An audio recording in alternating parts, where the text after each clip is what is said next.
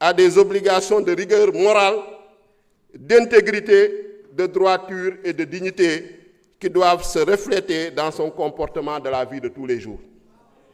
Loolu ñëpp war nañ ko bàyyi xel parce que obligation la. C'est facile de jeter en pâture aujourd'hui l'administration de l'Assemblée nationale pour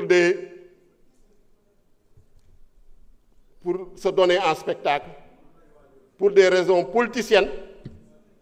Donc, Président, lu ma jàpp question préalable bi ça doit être rejeté, ñu continuer les travaux. Je vous remercie. Merci beaucoup. Sëñ bi teel. Monsieur le ministre, voulez-vous intervenir? Monsieur le Président, nous n'avons pas d'observation. Merci. Merci beaucoup.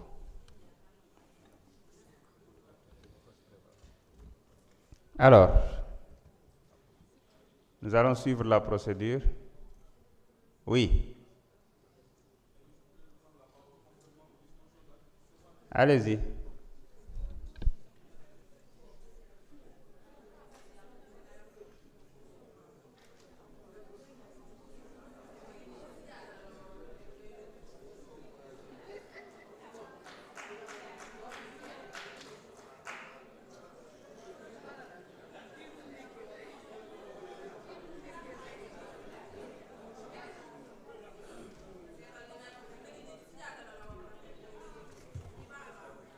Monsieur le Président, Monsieur le Ministre, Mesdames, Messieurs, très chers collègues. Monsieur le Président, man li ma fi dégg léegi nii je pense que bi ma ñëwee assemblée ba léegi amul lu gën a garaaw lu mel ni li ma dégg fii. J'ai été en réunion de commission présent du début à la fin et ku waxal yàlla wax na ni fii ni wax naa ne adopté nañ 2 amendements en commission mais fii en plénière fi ñuy délibéré.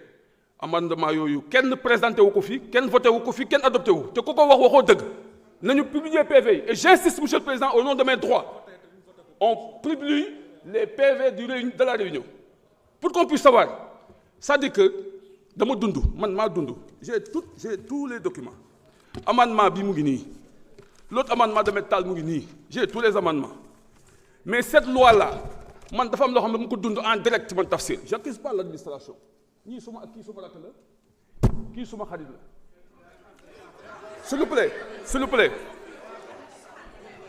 s'il vous plaît s'il vous plaît s'il vous plaît s'il vous plaît monsieur le président dama demander dossier bii parce que dama waroon def recours ma dem service législatif demander ko joxuñu ma ko ma dem ci secrétaire général bu assemblée nationale ma demander ko ñu jox ma document bii tey moom ngeen yor nii ma dem toog salle commission de Joséphine di liggéey ci document bi ñu woo ma ni ma dañuy soxla document bi parce que baaxul billahi wallahi tallahi mu ngi ñu toog le directeur est là le secrétaire général est là ñu ni ma document bi baaxul jox ñu ko man leen andi leen ma bu baax bi joxuñu ma bu baax bi man leen samay xarit ngeen wóolu naa leen mais dinaa ñëw jël si ko dama am témoin Cheikh Ahmed Tidiane yu mu ngi ne toog moom laa àndal.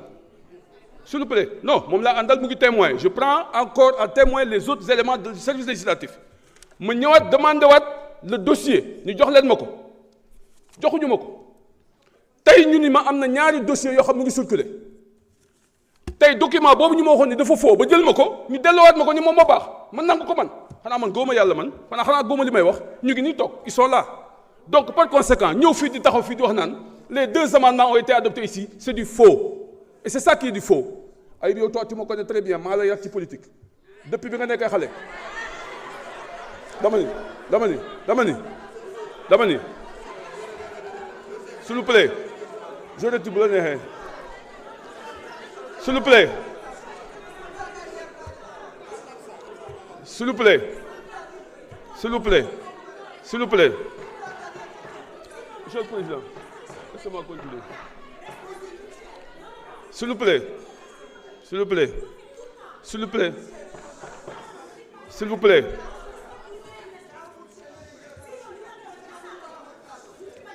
s'il vous plaît, s'il vous plaît, s'il vous plaît, s'il vous plaît, s'il vous plaît, Monsieur le Président, ce que je demande, ce que je demande, je le fais par devoir et pour l'histoire. L'Assemblée nationale, man Tafsir Thioye, m'a demandé texte, c'est un mauvais texte. Texte, le bon texte, je ne suis pas d'accord et je le dénoncerai. Parce qu'on m'a refusé mes droits de parlementaire. Bon, au texte officiel, il a fallu que le président de la République demande la seconde lecture pour m'amener le bon texte. Et le bon texte était le mauvais texte. Le bon texte d'aujourd'hui était le mauvais texte d'hier. Et le mauvais texte d'hier ne peut pas être le bon texte aujourd'hui. C'est pas de conséquent. Moi, je me demandais à ce que, Monsieur le Président, c'est une exigence parce que c'est le règlement intérieur de Mokowa. Nous avons publié les PV de la réunion. Vous savez voté. C'est ça la vérité. Vous êtes là comme vous refusez. Mais PV, bon, les secrétaires, ils ont signé ni PV bangni. PV bobu, waxul ni amandé nañu qui présente ben amendement fi. Maître Tal mo fi prendre amendement. Amendement bobu lañu adopté té lool mo valable. S'il vous plaît, ko xamul da ngay laté. Fi lañuy délibérer. S'il vous plaît, s'il vous plaît. S'il vous plaît, moi je parle aux Sénégalais, s'il vous plaît. S'il vous plaît. S'il vous plaît, s'il vous plaît. S'il vous plaît, s'il vous plaît. La commission étudie, examine et présente un rapport. Ce rapport-là est lu en plénière. On l'amende, on le modifie. Ce fait que nous avons modifier sur le plan de la forme. Sur le plan du fond, nous discutons. Si nous avons le texte de loi, adopté, les amendements qui avaient été adoptés en commission reviennent en plénière pour que nous puissions voter. C'est la procédure législative. Mais l'histoire retiendra que l'une de c'est pas bien, c'est pas bon, et je pense qu'on ne peut pas délibérer. Et le président ne pourra pas promulguer cette loi. Vous, monsieur le président, vous ne pouvez pas pourvoir à cette loi parce que cette loi-là n'est pas la bonne loi. Et ça, suñu ko deful. Suñu ko deful.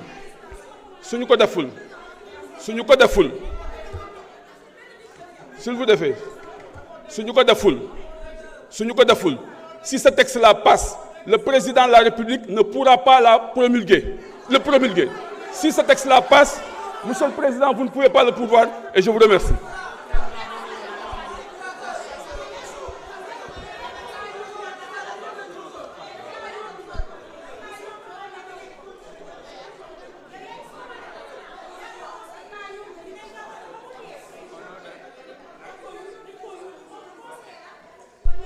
Vous pouvez venir. Avant Aïb, donc d'accord, venez. Il y a Mertal d'abord. Non, l'article 79, le président comme le rapporteur peuvent à tout moment revenir. Allez-y.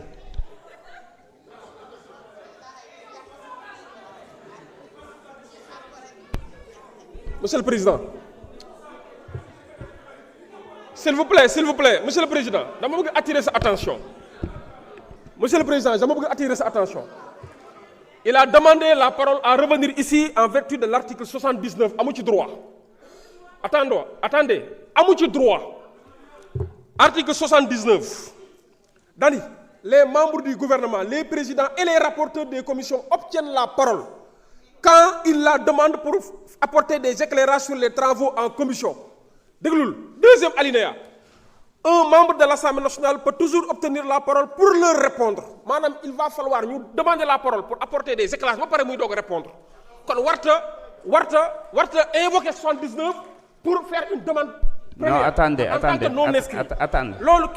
Qui est faussaire en réalité? Monsieur le Président. Attendez, je voudrais clarifier. Vous avez droit à la parole au nom de l'article 79, vous deux. C'est ça. Maintenant, en termes de questions préalables, article 83, seul l'auteur de la question préalable peut se prévaloir de la faculté ouverte par l'article 79, alinéa 2. C'est au nom de cette partie-là qu'il a repris la parole. Mais vous deux, vous pouvez prendre la parole. Monsieur le Président, j'attire votre attention. Journal des débats. Demandez la parole, Dani. Article 79 la wax. Article 79 collègue yépp ngi fi. Peut-être déggoo ko. Loolu dama koy léral. Benen bi. Il a droit à la parole au nom de l'article 79. En vertu de 79. Maître. Taisez-vous. Maître, s'il vous plaît. Taisez-vous. Je vais procéder à la lecture de l'article 79. Tafsir Tchaï, s'il vous plaît. Il a droit à la parole autant de fois qu'il le souhaitera. Les membres du gouvernement, les présidents et les rapporteurs de commission obtiennent la parole quand ils la demandent pour apporter des éclairages sur les travaux d'une commission. Un membre. Merci, Président. C'est très clair. Merci beaucoup, Président, pour le rappel. On est sur quoi? Alors, Monsieur le Président. Mais ça porte sur les travaux en commission, sur le rapport. Il faut arrêter. Monsieur le Président, il faut le rappeler à l'ordre. Il ne peut pas être là à être notre trouble fait depuis le début. Il est en train de rendre l'atmosphère toxique. Et vous n'en avez pas le droit. Dites que c'est nga. Waccal. Voilà. Benen bi moy xam nga bu len tomber dans le piège. Article 89 du règlement intérieur. Ma wax la procédure législative. Xam nga fi man nga fay def fukki mandat ak juroom. Mais bo ñëw fi man nga réer quand vous êtes de mauvaise foi. Dama ne article 89 parlant des amendements. Les contre-projets et les amendements sont déposés par écrit. Premier tiré.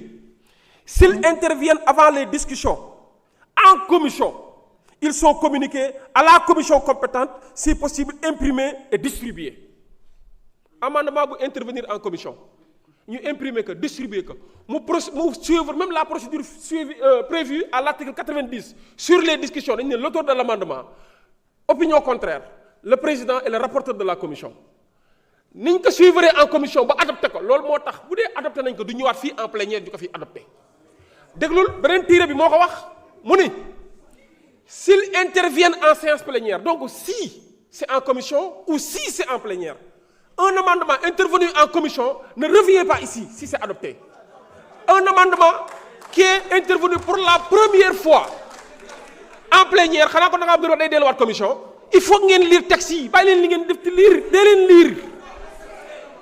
leen lire taxi, ça a été adopté du ñëwaat fii man dama jàpp ni li ngeen di def nii yéen a ko tey li ngeen di def nii yéen a ko tey mais président bëgguma à chaque fois wax naa ko fii s'il vous plaît wax naa ko fii nee naa leen pour gagner du temps wala essayer de faire du tape à l'œil ou du trompe l'œil dañuy abuser de l'utilisation de l'article 83.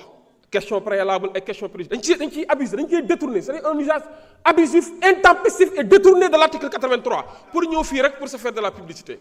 Da ngaa war a fay droit de publicité. Merci beaucoup. Merci. Aïb, honorable Aïb. Il va parler.